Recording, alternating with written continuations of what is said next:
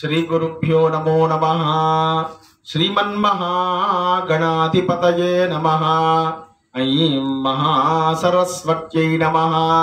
శ్రీపాదవల్లభానరసింహ సరస్వతీ శ్రీ గురు దత్తాత్రేయాయ నమః. సరస్వతీ నమస్తుభ్యం వరదే కామరూపిణి. విద్యారంభం కరిష్యామి సిద్ధిర్భవతు మే సదా. గురవే సర్వలోకానాం విషజే భవరోగిణాం నిధయే సర్వవిద్యానాం దక్షిణామూర్తయే నమః. హర నమ పార్వతీపతే హర హర మహాదేవ హర. జ్యోతిర్వాస్తు విద్యాపీఠ సేవకులకు సభ్యులకు వీడియో చూస్తున్నటువంటి ప్రతి ఒక్కరికి ఆశీర్వచనాలను అందజేస్తూ 11వ జ్యోతిర్లింగం కేదారేశ్వర జ్యోతిర్లింగం హిమాలయాల ప్రాంతంలో వెలిసినటువంటి అత్యద్భుతమైనటువంటి లింగం కేదారేశ్వర స్వామివారి లింగం. అటువంటి కేదారేశ్వర స్వామివారి యొక్క ప్రాదుర్భవ వృత్తాంతాన్ని ఈ కథలో తెలుసుకుందాం. కేదారేశ్వరుణ్ణి తలచిన, స్మరణ చేసిన, అక్కడ వెళ్ళిన, అక్కడ అన్నదానాదులు చేసిన, అక్కడ యజ్ఞాలు చేసిన వాళ్ళకంతా కూడా మోక్షం కలుగుతుందని భవిష్యోత్తర పురాణం తెలపడం జరిగింది. అటువంటి అతి గొప్పదైనటువంటి కేదారేశ్వర స్వామి వారి యొక్క ప్రాదుర్భవ వృత్తాంతాన్ని మనం చక్కగా విని తరిద్దాం. అవధూత చింతన శ్రీ గురుదేవ దత్త. హర హర హర మహాదేవ. ఓం నమ శివాయ.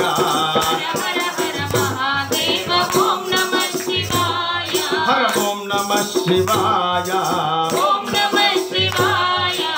ఓం నమ శివాయ. ఓం నమ శివాయ.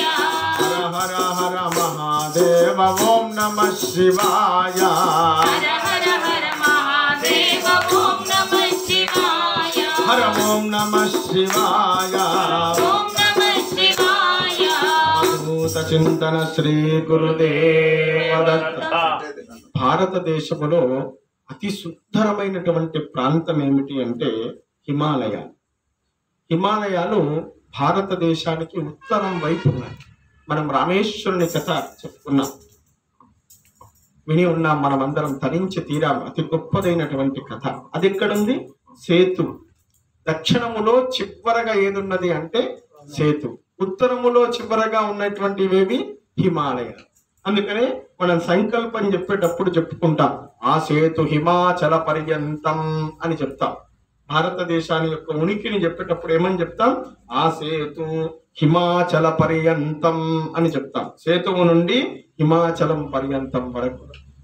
ఆ సేతువు నుండి హిమాచల పర్యంతం వరకు అన్ని క్షేత్రాలను పాదయాత్రగా వెళ్ళి దర్శనం చేసుకొని, అక్కడ తీర్థ స్నానము చేసి, అక్కడ అన్నదానము చేసి, అక్కడ అనేక యజ్ఞములు చేస్తే ఎంతైతే ఫలితం వస్తుందో, కేదారేశ్వరుణ్ణి దర్శనం చేసుకుంటే అంత ఫలితం వస్తుంది.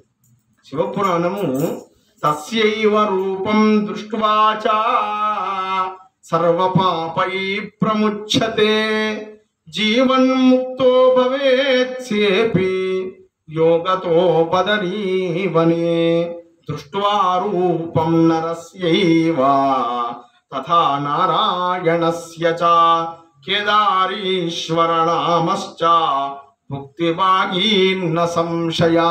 శివపురాణం చెప్పి ఉన్నది మనం. కేదారేశ్వర స్వామి వారు హిమాలయ ప్రాంతములో బదరికావనంలో ఉన్నారు. ఆ ప్రాంతాన్ని ఏమంటారు? బదరికావనము అని అంటారు. విష్ణువు యొక్క దశావతారాలతో పాటు 24 అవతారాలు ఉన్నాయి. ఎన్ని? 24 అంటే 24 అవతారాలు. వింశతి అంటే 20 అని అర్థం అన్నమాట. 24 అవతారాలు ఉన్నాయి. అటువంటి 24 అవతారాలలో నరనారాయణులు అనేటువంటి ఒక గొప్ప అవతారం ఉన్నది. వాళ్ళెవరు అనంటే ధర్మదేవతకు పుత్రులు వాళ్ళిద్దరు. ఆ నరనారాయణులు ఇద్దరూ కూడా తపస్సు చేస్తూ ఉన్నారు. ఈ లోకంలో తపస్సు చేయాలంటే ఏకాంతమైనటువంటి స్థలం కావాలి. ఎక్కడ వెళ్ళి తపస్సు చేయాలని వాళ్ళు ధర్మదేవతకు అడిగారు. అయితే బదరికావనము అనేటువంటి ఒక గొప్ప అరణ్యం ఉన్నది, అందులో వెళ్ళి తపస్సు చేయమని చెప్పారు. ఎవరి గూర్చి తపస్సు చేయాలి? సర్వము ఇచ్చేటువంటి వాడు ఎవరయ్యా అంటే ఈశ్వరుడు. వాళ్ళకి ఏం కావాలి? జ్ఞానం కావాలి. ఋషులకు ఏం కావాలండి? జ్ఞానము కావాలి. జ్ఞానం ఇవ్వాలంటే ఎవరు ఇవ్వాలి? జ్ఞానదాత మహేశ్వర, ఈశ్వరుడు ఇవ్వాలి.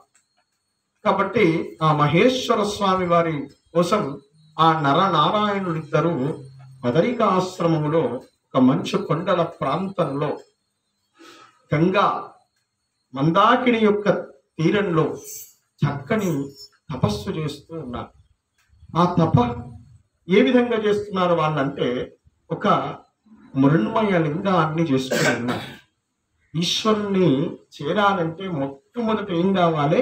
సగుణోపాసన కావాలి. సగుణము నుండి నిర్గుణానికి వెళ్ళాలి. సగుణం లేకుండా నిర్గుణం వెళ్ళలేము, అది సాధ్యం కాదు. నరనారాయణులైనప్పటికీ కూడా సగుణోపాసన చేస్తున్నారు. ఒక పార్థివ లింగాన్ని చేశారు మట్టితో. దాంట్లో గంగా నది యొక్క నీళ్లను కలిపారు. ఒక మృణ్మయ లింగాన్ని చేసుకుని ఉన్నారు, చేసి ముందు పెట్టుకొని ఉన్నారు. ఆ పార్థివేశ్వర స్వామి వారిని అర్చిస్తూ ఉన్నారు. ధూపము చేత, దీపము చేత, నానా రకాల షోడశ ఉపచారముల చేత అర్చిస్తూ ఈశ్వరుణ్ణి పొందుతూ ఉన్నారు. అట్లా సగుణోపాసన చేసి చేసి చేసి చేసి చేసి ఆ ఈశ్వరార్చన యొక్క ఫలితము చేత నిర్గుణం సమాధి స్థితిలోకి వెళ్ళారు. సమాధి స్థితిలో ఓం నమ శివాయ, ఓం నమ శివాయ, ఓం నమ శివాయ పంచాక్షర మహామంత్రాన్ని కొన్ని కోట్ల మార్లు ఉచ్చరిస్తూ ఉన్నారు. ఎవరు? నరనారాయణులు ఇద్దరు కలిసి గంగా నది పక్కన కూర్చున్నారు. ఈశ్వరుడే శరణ్యం, జ్ఞానం ఇవ్వాలంటే కేవలం ఈశ్వరుడు మాత్రమే ఇవ్వాలని పార్థివలింగార్చన చేశారు. పార్థివలింగార్చన ద్వారా వాళ్ళలో దృఢత్వమైనటువంటి ఏకాగ్రమైనటువంటి భక్తి వచ్చి ఉన్నది. ఇక సగుణం నుండి నిర్గుణం వైపు వెళ్ళారు. మనస్సులో ఈశ్వరుని యందు రమిస్తూ ఉన్నారు. కొన్ని వందల సంవత్సరాలు, కొన్ని వేల సంవత్సరాల పాటు నడుస్తూ ఉన్నది. పంచాక్షర మహామంత్రాన్ని అనుష్ఠానం చేస్తూ ఉన్నారు. లోకముతో పని లేదు, కాలముతో పని లేదు. వర్షం ఉన్నది, వర్షం వెళ్ళిపోయింది. హిమం మొత్తం మంచులో కప్పుకొని పడిపోయినారు. శరీర భ్రాంతి లేదు. శరీర భ్రాంతి ఉన్నంత కాలం పరమాత్మ ఉదయించడం. శరీర భ్రాంతిని కూడా కోల్పోయారు వాళ్ళు. సదాశివుని యందు రమిస్తూ ఉన్నారు. హర ఓం నమ శివాయ, పాలయాదు నాదయాల వాలతే నమ శివాయ, హర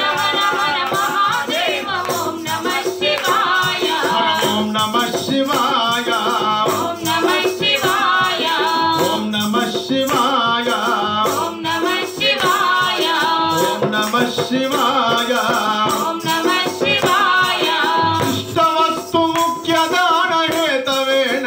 శివాయ ఓం నమ శివాయ, ఓం నమ శివాయ, ఓం నమ శివాయ, పాలయాదు నాదయాల వాలతే నమ శివాయ, ఓం నమ శివాయ, ఓం నమ శివాయ, ఓం నమ శివాయ. అనేకంగా మనస్సులో ధ్యానిస్తూ ఉన్నారు. వీళ్ళ తపస్సుకు మెచ్చి ఈశ్వరుడు వాళ్ళ ముందు ఉదయించినప్పటికీ కూడా బాహ్య స్మృతి లేదు. ఒక్కసారి ఈశ్వరుని యొక్క కరస్పర్శ వీళ్ళకి తగిలింది. అప్పుడు ఇక బాహ్యంలోకి వచ్చారు. సర్వేశ్వరుణ్ణి శరణు వేడుతున్నారు. వాగర్ధావివ సంతృప్తౌ వాగర్ధ ప్రతిపత్తయే జగతః పితరౌ వందే పార్వతీ పరమేశ్వరౌ. హర నమః పార్వతీ పతే, హర నమః మహాదేవ. ఈశ్వరుడు ఉద్భవించడంతో వాళ్ళల్లో ఉన్నటువంటి అజ్ఞానం అంతా కూడా పటాపంచలైపోయింది. స్వామివారిని శరణు వేడుతున్నారు. వాళ్ళు దేనికోసం చేశారు? ఏ కోరిక లేదు వాళ్ళకి. స్వామి, కలియుగములో జనులు ఉద్ధరణ అవసరం తప్పకుండా. అనేక కష్టముల పాలవుతూ ఉంటారు జనాలంతా కలియుగములో. కాబట్టి ఇక్కడ జ్యోతిర్లింగమై మీరు వెలవండి స్వామి అని నరనారాయణ యొక్క కోరిక మేర స్వామివారు కేదారీశ్వరునిగా, కేదారకుండము అక్కడ ఉన్నటువంటి ఆ కేదార ప్రాంతంలో కేదారీశ్వరునిగా వెలిసి ఉన్నాడు.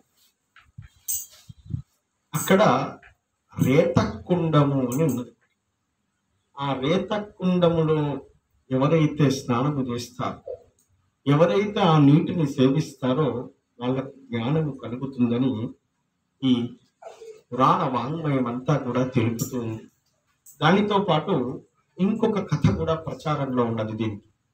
తర్వాత అట్లా స్వామివారు నరనారాయణుల చేత తపఃఫలితం చేత ఉదయించి ఉన్నారు. ఆ తర్వాత ద్వాపర యుగ అంతమున పాండవులంతా కూడా కఠోరమైనటువంటి నియమాల చేత ఈశ్వరుని నర్చిస్తూ ఇక మోక్షం వైపు వెళ్ళాలని నడుస్తూ నడుస్తూ మహాప్రస్థాన గమనంలో భాగంగా వాళ్ళు కేదారీశ్వర క్షేత్రానికి వెళ్ళారు. అక్కడ ఈశ్వరుడు ఏం చేస్తాడండి? మొట్టమొదటి పరీక్ష పెట్టాలి. అవునా?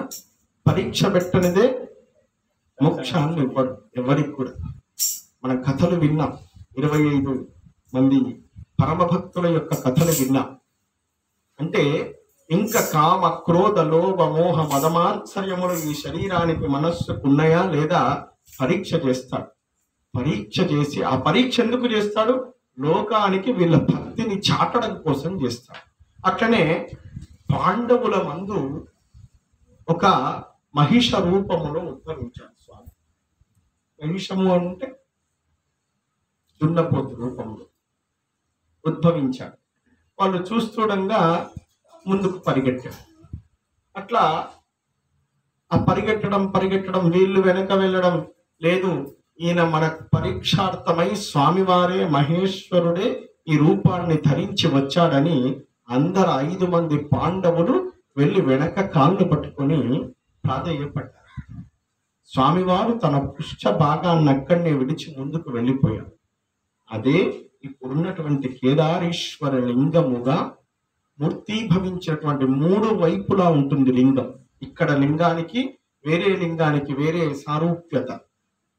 లింగము ఈ ఆకారంలో ఉండదు, 3 వైపులా ఉంటుంది లింగం. ఇక్కడ 3 వైపులా మహిషం యొక్క పృష్ఠ భాగం ఏ విధంగా అయితే ఉంటుందో ఆ విధంగా భక్త జనుల కోసం స్వామివారు వెలిసి ఉన్నాడు.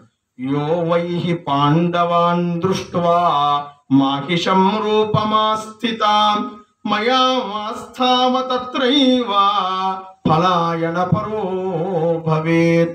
పాండవులను పరీక్షించడం కోసం స్వామివారు కేదార ప్రాంతంలో సంచరిస్తుండగా పాండవులు వెనక కాళ్ళను పట్టుకోగానే స్వామివారు ముందుకు వెళ్ళిపోయారు. అదే పృచ్ఛ భాగమే ఈశ్వరుని ఆకారంగా ఉద్భవించాడు. పాండవులందరినీ కూడా తనలో చేర్చుకున్నాడు ఈశ్వరుడు. అటువంటి ముక్తి ధామం ఏమిటి అంటే ఈ కేదారేశ్వర క్షేత్రం. మనకు వారణాసులు కాశీలు ఎన్ని ఉన్నాయంటే 5 ఉన్నాయండి. పంచకాశీలలో ఒకటి కేదార్. కేదారం కూడా ముక్తి స్థానం. కేదారమునందు ఎవరైతే మృతి చెందుతారో వాళ్ళు కూడా సదాశివుని యందు రమింపడ చేయడం జరుగుతుంది. వారు కూడా సదాశివునిలో ఐక్యమవుతారు అని మనకు శివపురాణ కథ తెలుపుతూ ఉన్నది. దానితో పాటుగా ఇక్కడ ఎవరైతే ధ్యానము గాని అనుష్ఠానం గాని జపము గాని యజ్ఞము గాని చేస్తారో దాని ఫలితము ఈశ్వరుడు కూడా చెప్పలేడు. అంత గొప్ప ఫలితం ఇచ్చేటువంటి క్షేత్రం ఏది అని అంటే ఈ కేదారీశ్వర క్షేత్రం. మహాత్రిపార్శ్వే చ తటే రమంతం సంపూజ్యమానం సతతం మునీంద్రైః సురాసురైర్యక్షమహోగరాద్యైః కేదారమీశం శివమేకమీడే.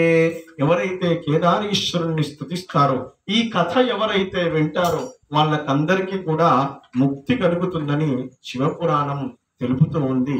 అటువంటి కథను మనం విని ఉన్నాం. ఈ కథను మన దేవాలయం యొక్క ప్రాకారం మీద చిత్రాల రూపములో చూడబోతూ ఉన్నాం. చూసేటువంటి అదృష్టం ఆ ఈశ్వరుడు మనకు అతి తొందరగా ఇవ్వాలని స్వామివారిని వేడుకుంటూ అవధూత చింతన శ్రీ గురుదేవదత్త దిగంబరా దిగంబరా శ్రీపాద వల్లభ దిగంబరా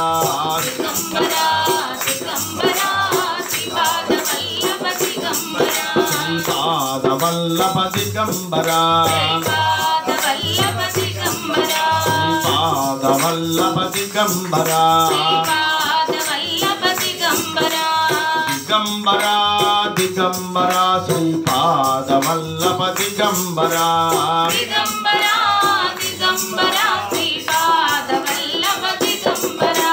శ్రీపాద వల్లభ దిగంబరా